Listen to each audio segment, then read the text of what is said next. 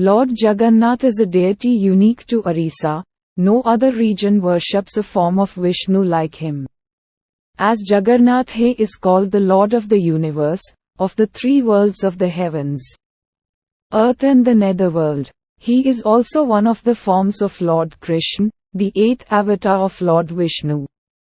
Jagannath possesses many of the qualities of Vishnu, who is the preserver of the universe that has been created by Lord Brahma. So to his devotees Jagannath is kind and compassionate, patiently listening to their prayers and then offering them the joy of many colorful festivals and the most delectable offering of food. Jagannath is a protective and generous God, and that is why he is so beloved of his devotees. This is a temple of truly ancient origins, and it also possesses many unusual qualities. First, Krishna Jagannath, his sister Subhadra and elder brother Balabhadra are worshipped at Puri, the only temple with the tradition of worshipping Krishna with his siblings. Then the icons in the sanctum look unique as they are not like the traditional depiction of Hindu deities.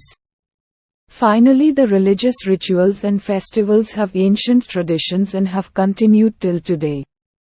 The history and legends of the Puri temple are full of ancient stories that have been narrated for centuries and enrich the traditions of the Jagannath temple.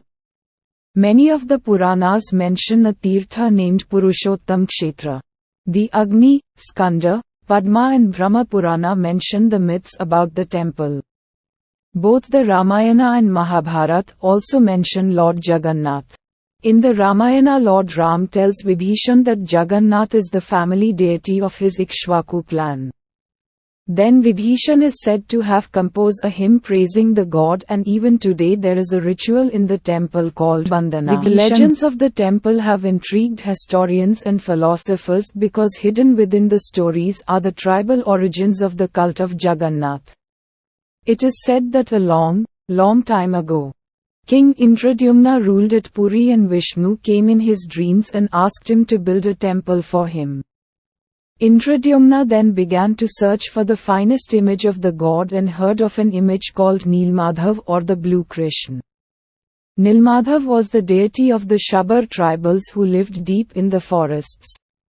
The problem was that the image was hidden in a cave in the Nilachal hills and only one man knew its location. A tribal chief named Vishvasu.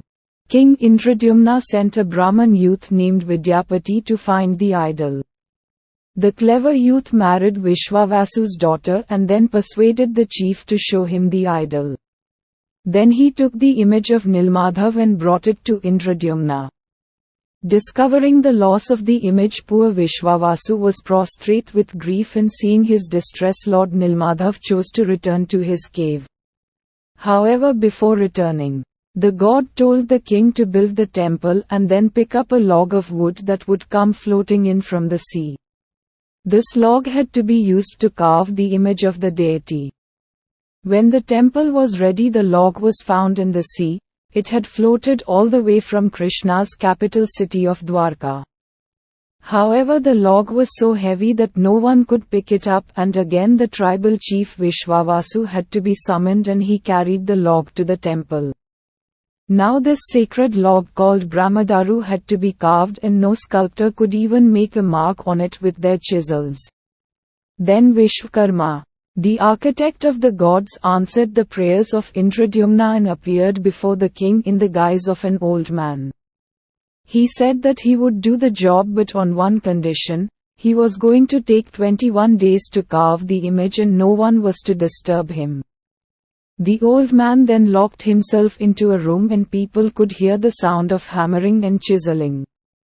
The 21 days were still not over when one morning Indradyumna's queen Gundicha realized that there was silence inside the room and she feared that the old man had died. In their anxiety, Indradyumna and Gundicha opened the door and discovered an empty room and 3 half-completed images. This is the legendary explanation of the unusual icons that we see in the Garbha Griha of the temple, welcoming devotees with their kind and compassionate smiles. The mythology of the temple is extended to another temple that stands at the other end of the avenue called the Gundicha temple.